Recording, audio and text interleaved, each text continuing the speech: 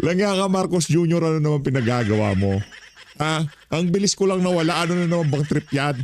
Pagkatapos mong naging reporter, pagkatapos mong maging inspector ng tulay, ngayon naman, traffic enforcer naman ang trip mo. Ano na naman bang binata mo? Langya ka. Ano ba talaga trabaho? Hindi ko sa minamata ko ang trabaho ng mga kababayan nating traffic enforcer, ha? Pero dito sa mama na to, may problema tayo dito.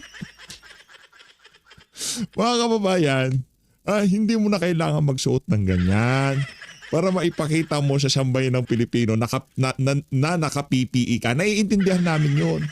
Pero hindi mo kailangan. pati itong si Vince Dizon, ganap na ganap po talaga. Dito sa video na to, pag-usapan ho natin ang pagiging traffic enforcer nitong si Marcos Jr. At ang itong si Atty. Ferdinand Topacio, ang bilis ko lang nawala. Ano na naman ginawa? Di ka talaga maiwan, langya ka. Ha? Di ka talaga maiwan. Pag maya-maya yan, magiging reporter ka naman. Brad, ang laki ng problema natin. Kung yung libreng toll fee na lang, hindi na para sa'yo para ibida pa sa sambayan ng Pilipino na ngayong mga panahon na to na mataas ang presyo ng gasolina, krudo, libre na ang toll fee. Hindi na para sa'yo, para ibida yan. Kung hindi ko na lang alam, baka binigay na lang libre ng mga kumpanya yan dahil napakarami mo nang naibigay na pabor sa akin. Isang like at isang subscribe. Masaya na ho tayo dyan. At sa magsumal sa ating community, yung join button nandyan lang ho sa baba. Hindi ho talaga kompletong araw natin. Pagka hindi ho natin nababalagbag itong bangag na to. Hello, pakinggan. Kaya ka. Pagkakita ko pa lang sa video niya na to, no? Pagkakita pa lang ho natin dito, na ano na ho tayo na sabi ko, out of this world talaga to. Game mo, game. Game na PH, game. Alright, magandang umaga sa inyo lahat. At nandito naman tayo at nagbubukas ulit tayo ng isang connector road. Nako. Ito ay magbubuo ng koneksyon mula sa Cavitex hanggang sa C5. Itong section na ito ay Parañaque hanggang Taguig will be. It's a 2-kilometer section. Tingnan.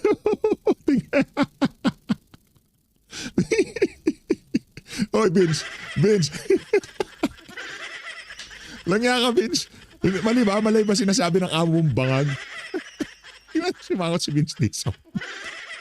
Sabi siguro, Sir, pinag-usapan na natin yan. Hindi yan ang script. At ang dadaan dito, mga 36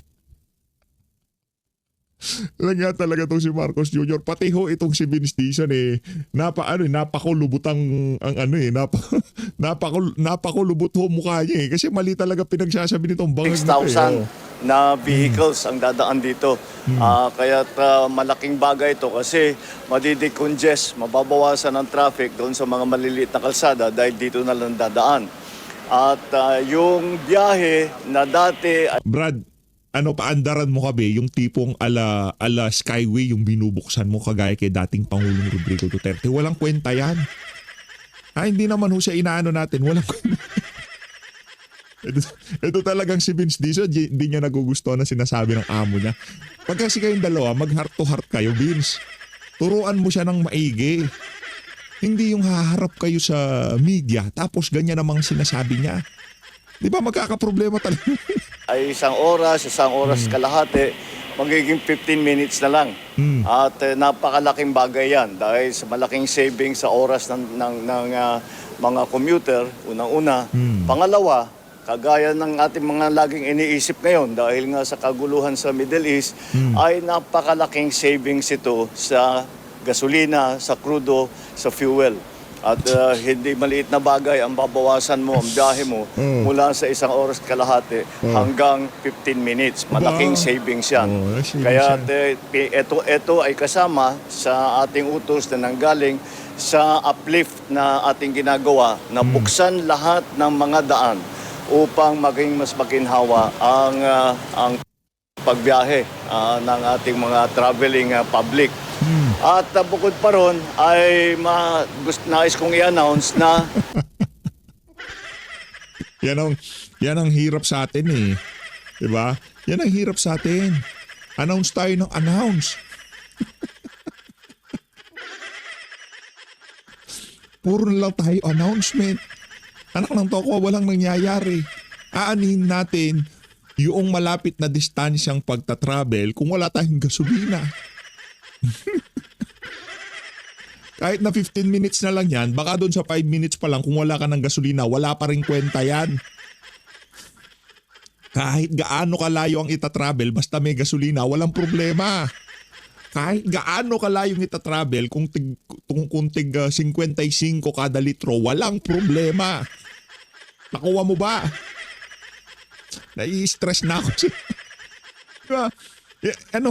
Hindi ko na malaman kung paano juggle, paano ginajuggle ng administrasyon. Kasi inaano nila yan, kumbaga nagkakaroon ng balancing act. Pabibilisin natin ng takbo kahit na medyo mahal. Paano pag wala ng pambili?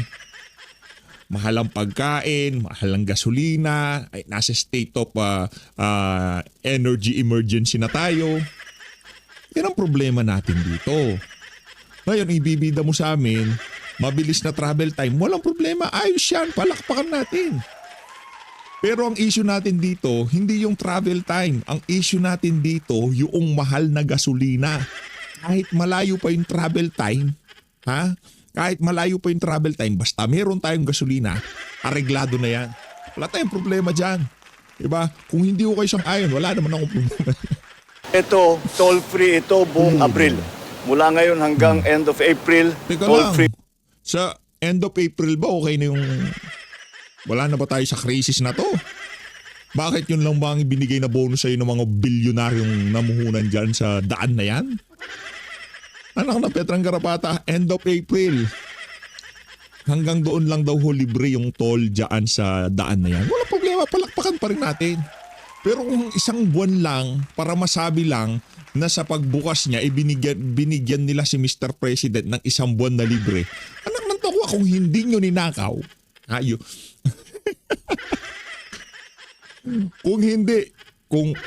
kung hindi nyo pinasok sa mga di ba?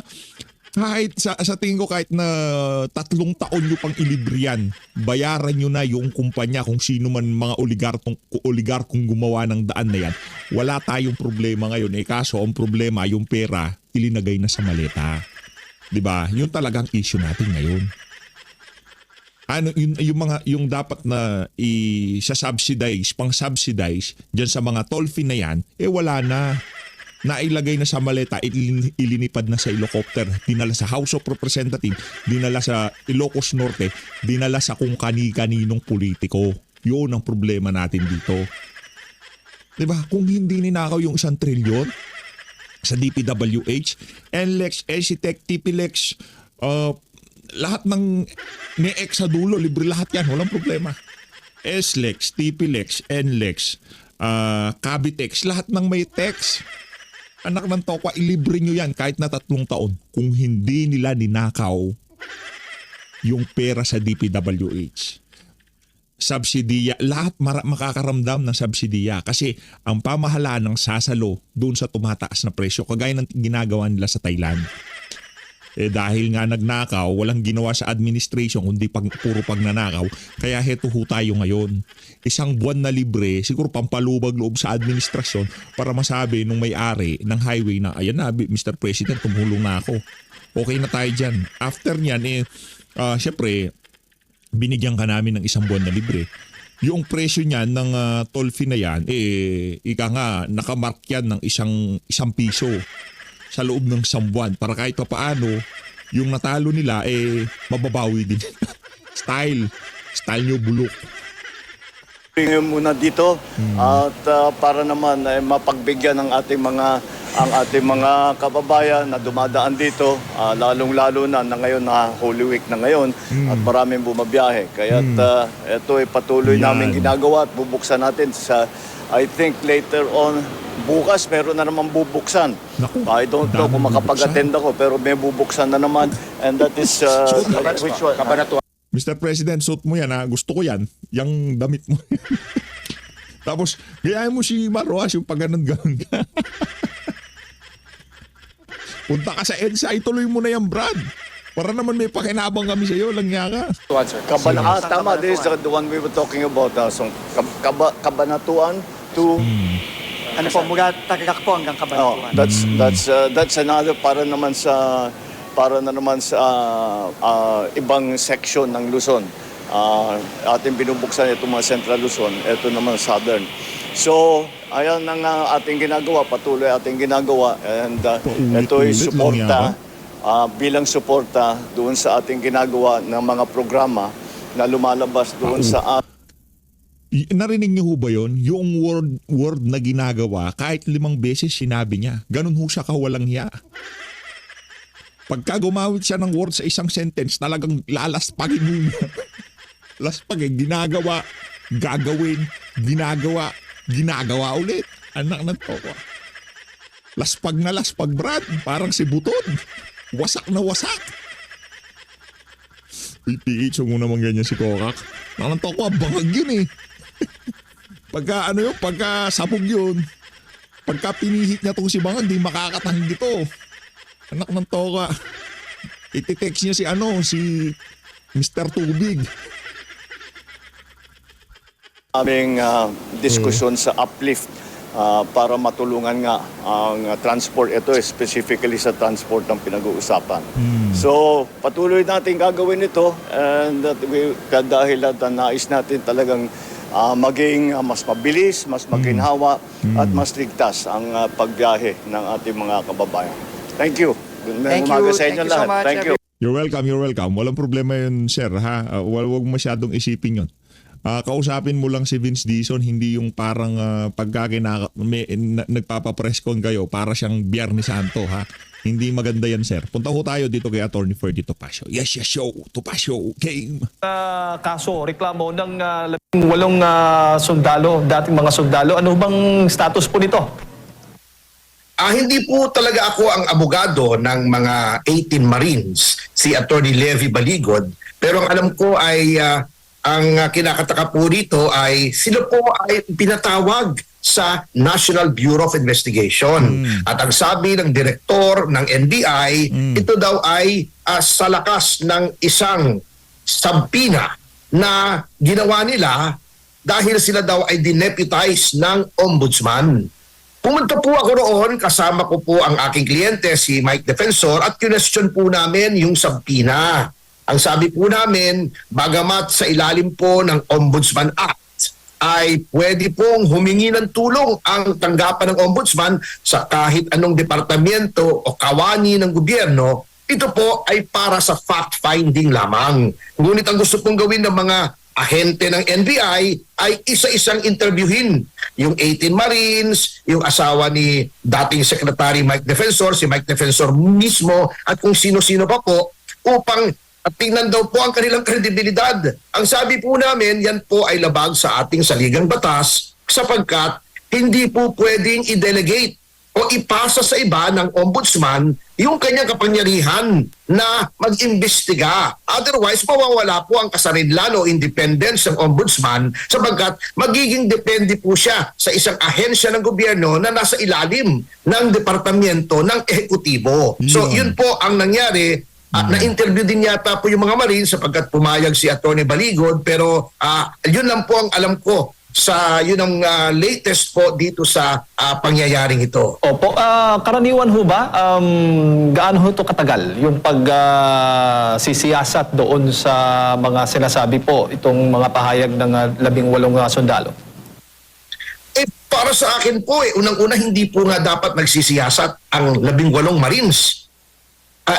Doon sa 18 Marines, ang NBI, ang dapat pong nagsisiyasat yan ay ang ombudsman. At nakakatawa nga po, sabay po noong pagtawag ng NBI sa mga Marines, dahil nga po mayroon daw sabpina, dahil inutusan daw po sila ng ombudsman, ang ombudsman mismo, pinatawag sila para pumunta doon sa ombudsman at sila po ay interviewin. So, doble-doble po. Kaya po sa aking opinion, ito po ay hindi na investigasyon kundi harassment na po. Inaabala nila, tinatakot nila, ginugulo nila yung 18 Marines para sabihin ng mga tao walang kredibilidad, samantalang maayos naman po at maganda naman po ang kanilang mga pahayag, ang kanilang affidavit, at meron pa pong mga tinatawag na resibo na mga litrato, mga text messages at mga video. So ano pong inaasahan po natin dito sa reklamo ng mga dating sundalo, attorney? Wala po tayong masahan sapagkat alam niyo naman po, Sir Jade, ang ginawa po ng administrasyon na to ay winasak ang lahat ng institusyon. Unang-una po yung ombudsman. Alam naman po natin na nakita naman po natin lahat, nasaksihan natin kung paano ipinilit na gawing ombudsman si Ginoong Boying Remulla sa kabila ng pagkakaroon nito ng patong-patong na mga kaso. Minagic po nila. Gumawa sila ng paraan para kunyari mawala itong mga kasong ito. At wala naman pong imik yung Judicial and Bar Council o pati ng IBP.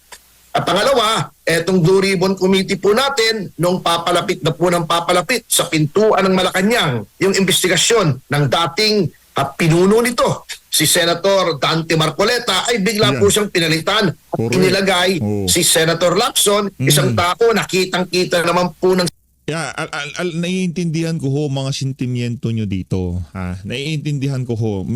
Minsan nakakabasa tayo, PH, ano ba yan, paulit-ulit na balita sa atin. Kailangan ho kasi. Sana maintindihan nyo rin ho na kung ang mainstream media, ito para yung mga kababayan natin dito sa PH Update, kahit paano, para maintindihan nila kung anong nangyayari sa sa mga content sa social media, sa mainstream media. Kung ang mainstream media, kailangan ho nilang paulit-ulitin yung kanilang mga ibinabalita. At kahit panis na yung balita na yan, pagka mayroong panibagong development, ibinabalik ho nila. Ganun ho talaga ang balita. Ganun ho talaga ang update. Ika nga, meron ho kung tawagin developing story. Lahat ho ng pinag-uusapan natin dito sa PH Update, developing story ho yan. Mula kay Attorney Baligod, 18 Marines, sa pagiging enforcer nitong si Bangag, developing story ho yan. Kaya kung PH, paulit-ulit na lang yung balita ngayon sa atin. Naiintindihan ko kayo. Hindi ko alam kung mga makakaliwa kayo, mga kalabang kayo, mga dilawan, pinklawan. Pero kahit na ano pa ho kayo, para dun sa mga kababayan natin dito na ika nga medyo na kasi hindi nila gusto nilang kumbaga yung lagi bago lagi yung content sa mga vlogger, mga DDS vlogger kung tawagin. Hindi ho pwede yun, no? Hindi wala hong ganun na content pagdating sa politika. Ang politika ho mayat maya may bago, pero maya-maya babalik na naman yung luma. Meron hong merong follow-up doon sa mga lumang balita. Kung mismong mainstream media, minsan meron silang mga recycle story, meron ho silang mga developing story. Ganon din ho tayo dito. Kaya huwag ho kayong magtaka kung bakit 18 Marines na naman, dating Pangulong Rodrigo Duterte naman. Ganon ho talaga. Ha? At ito ho para ika nga makasabay ho tayo kung ginigiba nila itong si VP Sara sa mga paulit-ulit na kasinungalingan, kailangan din ho natin o mga DDS vlogger na paulit-ulit na pagsalag doon sa mga kasinungalingan na ibinabato kay VP Sara. Ganun ho yun. Para ika nga kwentas klaras tayo dito. hindi nagtatak. PH, ano na naman, 18 Marine na naman, hindi Ano ho yan? Ganyan ho talaga ang mundo ng politika. Yung mga issue bumabalik, yung mga issue may bagong daragdag, merong bagong kakabit, merong bagong sisingkutin si Marcos Jr. Ganyan ho talaga. Okay? Kaya kung meron ho tayong pinapaliwanag dito, si Attorney Floyd Topacio, napaliwanag na dati, naiintindihan nyo na, well, sa mga nakakaintindi, palakpakan na ho natin sila. At ngayon, para doon sa mga medyo nalalabuan pa at ngayon pa lang nila maiintindihan, yun ho ang gamit noong mga paulit-ulit at binabalik nating mga balita. Para doon sa mga kababayan nating medyo mahirap spellingin. Yung mga bago-bago sa PH Update, di ba? Kailangan ho natin silang paliwanagan ng paulit-ulit na ganito ngayon nangyayari sa ating bansa, kung paano tinatangkang lukuhin ng administrasyon na to ang sambayan ng Pilipino. Paulit-ulit din ho nating ipapaliwanag at iisa-isahin yung mga kalukuhan, panluloko o pambubudol ng administrasyon itong si Marcos Jr. Yun ho yun. Ano ho yan? mas dadalas pa ho yung mga paulit-ulit na yan, especially dyan sa impeachment ni VP Sara. Mary Grace Piatos, confidential fund. Ilang taon na ho yan? 3 taon na ho nating pinag-uusapan dito sa PHF. Bakit natin inuulit?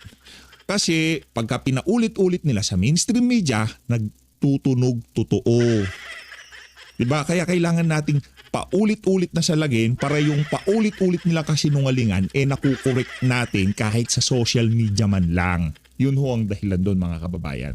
Ang sambayan ng Pilipino, walang ginawa kundi pagtakpan si Ginoong Martin Romualdez, ang ating Pangulo, at sirain yung mga ebidensya laban kay Romualdez at kay Marcos Jr. So, ano pa pong maaasahan natin ang ating mababang kapulungan sa gitna ng krisis? Merong malaking iskandalo nga po, yung 1.3 trillion na flood control scam ay una pang inaatupag yung impeachment kay Vice President Sara. At pendalo na naman yung ginagawa nilang mga hearings. Sa kabila rin ito ng hinaharap po nating malaking krisis po sa mga presyo ng mga produktong petrolyo. So, saan pa po tayo pupunta kung lahat po ay kontrolado nila at ayaw nilang masangkot yung mga pinoprotektahan nila. Opo. Nabanggit po ninyo, impeachment ni Vice President Sara Duterte, attorney. Itong pinapasumpi na nga ng Kamara itong sa kanyang SALN dyan po sa Ombudsman. At willing naman daw yung Ombudsman magbigay ng SALN na dokumento tungkol nga dito kay Vice President Sara Duterte. Anong masasabi po ninyo? Yan nga po ang kinakataka ko. Alam niyo po, itong ginagawa ng chairman ng Justice Committee, si Representative Luistro, halatang halata naman po na ito po ay labag sa batas. Sabagkat, bagamat sinasabi nila na talagang may hearing dyan sa Justice Committee kung mayroong nagsasampa ng mga impeachment complaints, bakit po sumusobra o lumalabis doon sa kapangyarihan that level, ano po? Sapagkat ang nakalagay lang po sa saligang batas at sa House Rules na tama sa function ng House of Representatives na mag-initiate ng mga impeachment complaints at ng articles of impeachment ay unang-una, i-determine nila ang sufficiency in form. Pagkatapos po noon, they should determine sufficiency in substance. Correct. Kung meron po noon, saka magde-determine ng sufficiency of grounds. Doon po pino-formulate o inilalatag yung article or articles of impeachment. Kung anong impeachable offense di umano ang ginawa noong impeachable officer. Yun po ay summary in nature. Hindi po yun trial, kundi hearing. May pagkakaiba po ang trial at hearing. Ang hearing po ay mas maigsi, ito ay informal, at ito ay para sa isa lamang issue na yun po ang mahalaga para sa hearing na yun. Halimbawa po, etong hearing dito sa House, i-determine nyo lang ang sufficiency of ground or grounds. Yan po ay madedetermina o pwede na nating malaman kung ano-anong grounds ang dapat ilagay sa articles of impeachment base po doon sa complaint nung naghain ng reklamo, doon po sa answer noong respondent, and then meron pa po yung reply. Kung meron pong reply, meron din namang rejoinder. Kung wala, syempre wala na po. At meron po yung affidavits, counter affidavits. Doon po lamang sa complaint makikita nyo na yung ebidensya. So, doon lamang po dapat magbase yung determination ng form, substance, at yung grounds. Kung may clarificatory questions man po o may hearing, iyon ay para tingnan lamang kung anong gagawing articles base po doon sa ebidensya. Kung may clarificatory hearing, ang tinatanong po ay yung mga taong binabanggit doon sa complaint, sa answer at mga affidavits at mga dokumento na kalakip noong mga sinasabi kong mga complaint, affidavit, or answer, hindi po dapat lumalabas doon. Otherwise, magiging trial na po yun. o talagang paglilitis na. At ang may kapangyarihan lamang pong maglitis ayon sa ating saligang batas ay ang Senado sitting as an impeachment court.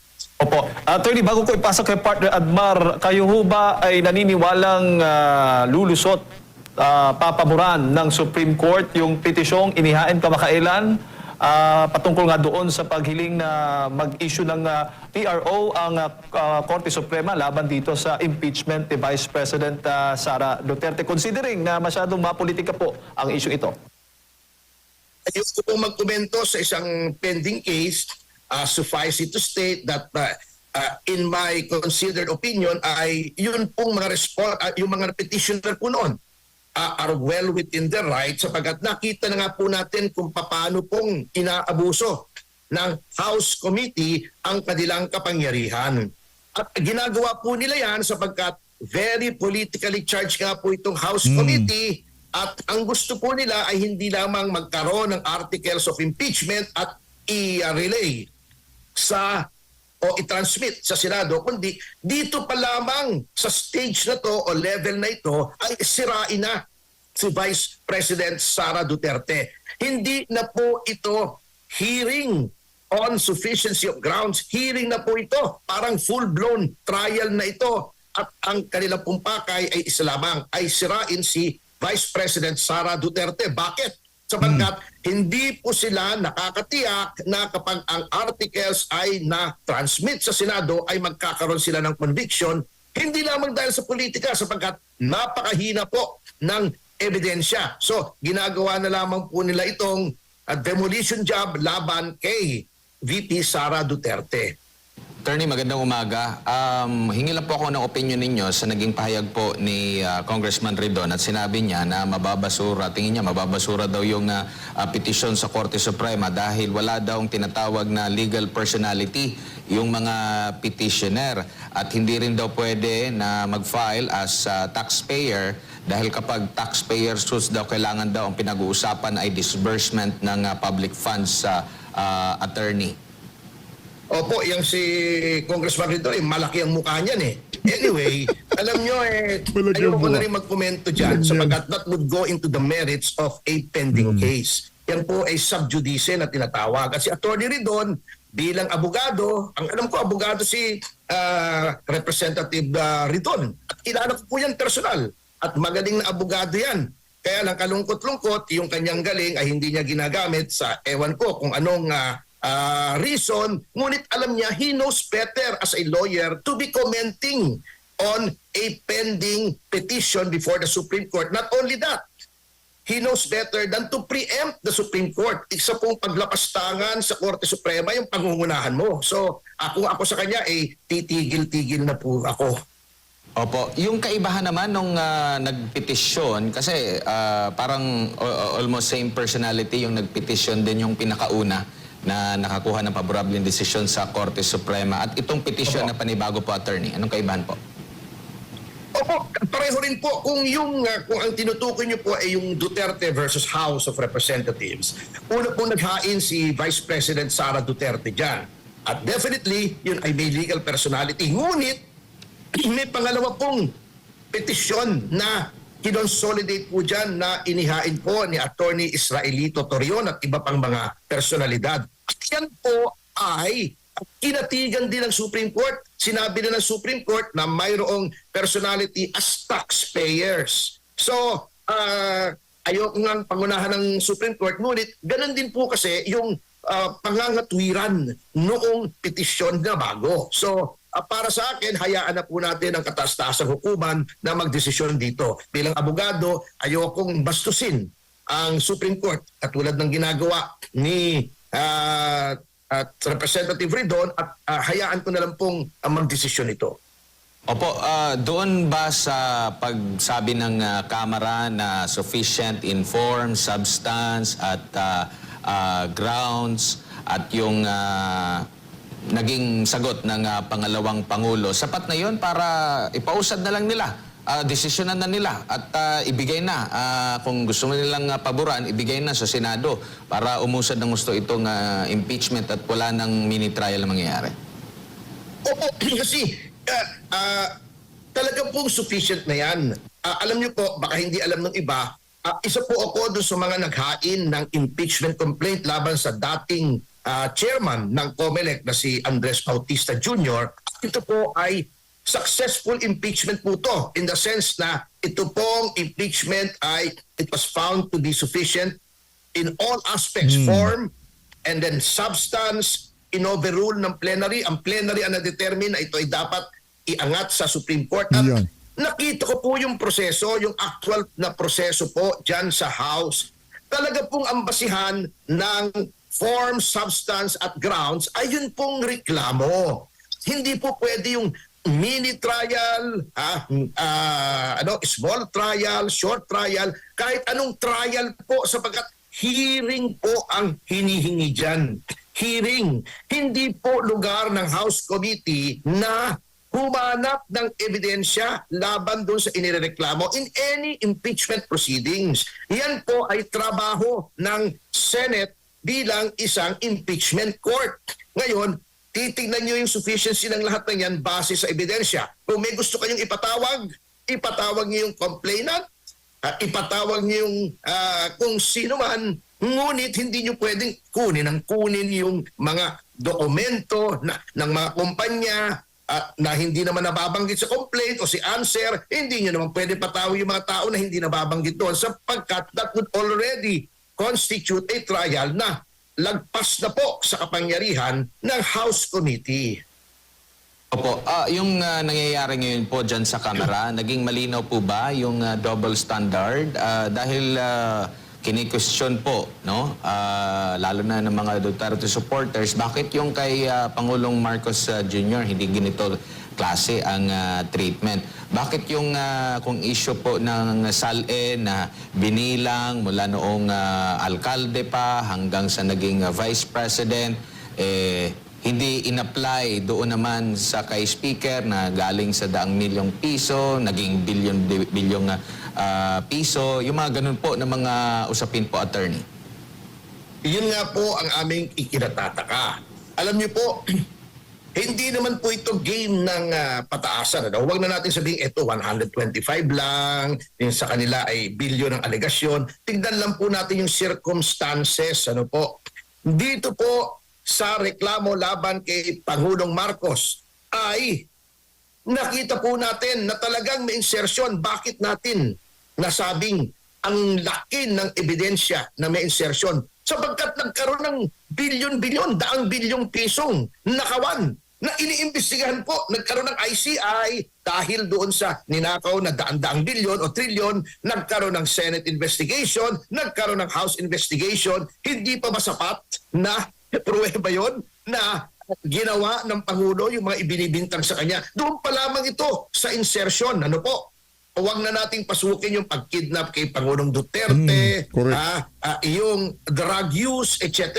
Huwag na natin munang tingnan yon at may mga pending pa. Ito lamang sa General Appropriations Act na ngayon ay nakabinbin na rin sa Korte Suprema. Without going into the merits of that petition, kitang-kita na natin na at least yung sinasabi ni Chairman Luistro na probable cause, ayun na yung probable cause mo eh. Nandoon na mismo sa reklamo. Ang problema lamang po, yung aming reklamo na mas maraming ebidensya na pinakita naman po natin sa publiko, nakahon-kahon ang aming ebidensya. Libo-libong pahina ng mga dokumento, 20 o 30 USB, hindi po nila tinanggap. Diyan lamang po kitang-kita natin na pinapaboran po ng ating House of Representatives ang Pangulo at tinatarget po nila for political assassination si Vice President Sara Duterte. Correct.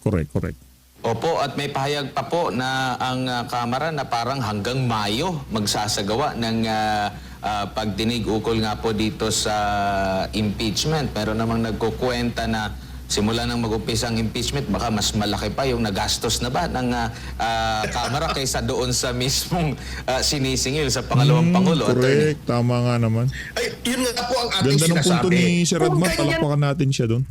Posible. Anak ng toko, baka yung mula noong nag-umpisa yung Twadcom, hanggang ngayong mga punto na to na binabanatan pa rin nila si BP Sara. Siguro, ito rough estimate ko hindi ito yung kumbaga siguro ito yung mga nagastos na.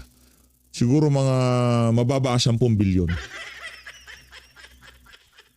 Fearless, ano ko yun, estimate, mababa 10 bilyon. Nagastos na ho nila dyan sa mga hearing na yan. Di ba nga kay Paduano, di umano, hindi na kay Paduano, di umano na lang.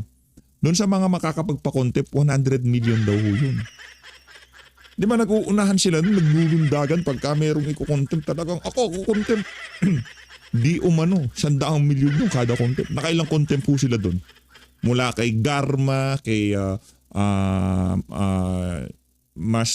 itong si Sergeant, hindi si Gutesa, si Grijaldo, ito si Sir Grijaldo, di ba? Dami ho nilang kinontempt. Siguro kada contempt 100 milyon. Mapaproject man niya sa DPWH, insertion o ayuda. Basta 100 milyon daw ho yan. Di umano, sabi nila noon. Kaya nag-uunahan yung mga nagko-contempt. O, doon pa lang ho mga kababayan, baka 1 bilyon na nagastos natin doon. Sa contempt pa lang yun. Wala pa ho yung pakimkim ng mga yung mga nag-google, yung mga nag-grandstanding. Dami ho nila doon. Diba? Ang dami ho nilang nagbibida-bida. Yung isa nga dyan, nagurgur na, di ba? Malaki daw ho nakuha noon. Ang katagal po yan, hindi na po yan hearing.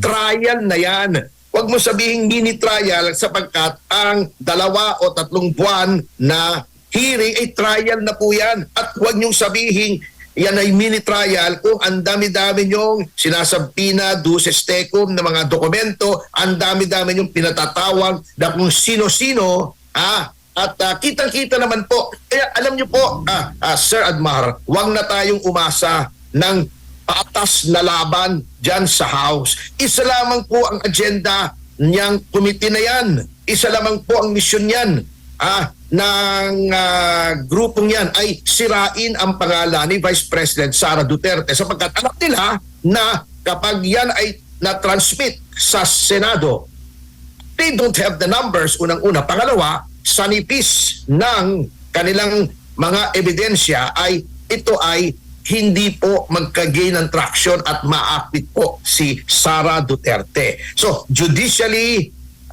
politically, medyo agrabyado po sila sa Senado. Kaya ito na po ang ginagamit nilang pagkakataon para sirain na si Vice President Sara Duterte. Kaya pinatatagal po nila eh. Ako hindi magtataka kung baka Mayo pa, baka lumampas pa sa Mayo yan sa kanilang pagnanais na sirain talaga si Vice President Sara Duterte. Nakikita nyo rin po ba, attorney, na itong ginagawa nila, kaya nilubos-lubos nila dyan dahil sa possible na nakikita nilang wala ng suporta, ito baka hindi umusad nga sa plenaryo lang ng Kamara?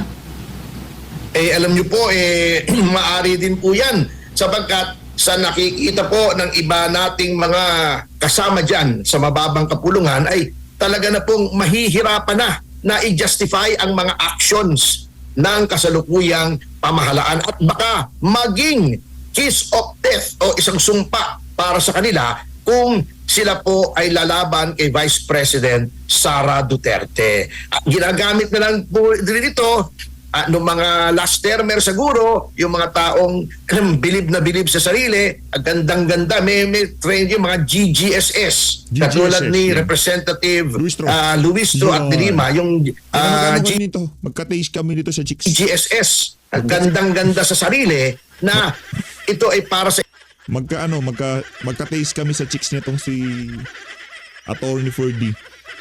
Gusto namin yung mga medyo ang pangit naman. Sorry. Ang pangit naman nung ginawa kong hand sign, ganito, no? Hindi. Yung baling kinita na medyo may laman. Yan. Di ba, Attorney 4D? Alam ko yan si Attorney 4D. Mr. Sex Appeal ba naman, di ba? Attorney 4D to pa sa exposure, baka may plano sila sa 2028. Hindi po natin alam Pero halatang-halata naman po na ito ay ginagamit bilang isang platform. Una, para sirain si Vice President Sara Duterte. Number 2, para i-project yung kandidatura, possible candidacies ng ilang mga personalidad. Kaya kung ako sa kanila, siguro naman kahit konting hiya, tabla naman po sila.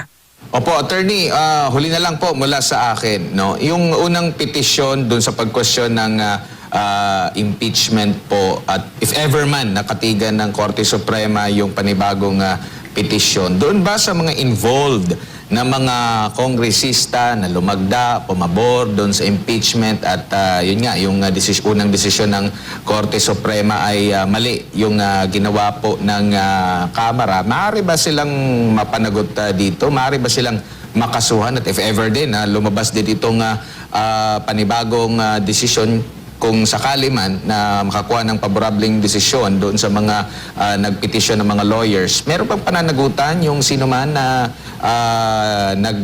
nag-push nito, pumirma ng impeachment?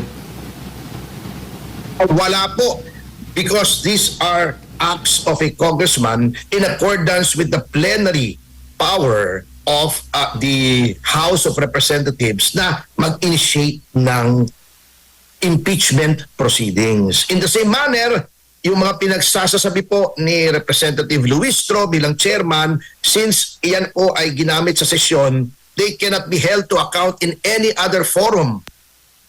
Puwera lamang po sa House of Representatives. Iyan po ay nakasaad sa Article 6, Section 11 ng ating konstitusyon that they cannot be held responsible. So, wala po yan. Pwede lamang po silang managot aside from any complaint, internal complaint within the House itself ay sa taong bayan, the sovereign Filipino people na in the final act ay silang maghuhusga kung sa kanila ay tama o mali ang ginagawa ng kanilang supposedly mga kumakatawan sa kanilang saloobin. Ganda ng mga punto de vista nitong si Attorney Ferdy. As always, maraming salamat ho sa pagsuporta sa PH Update. Mag-ingat ho kayong lahat. Huwag ho kayo magpapudol dahil maraming mambubudol ngayon. Pati mga vlogger, maraming manluloko ho.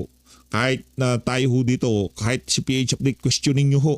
Kung gusto nyong questionin, pero mas maigi na ho na wag ho tayong mga bulag na tagasunod sa kung kanino pa man. Pero pagka mga pinapalaw nyo dyan, mga taga third floor, mga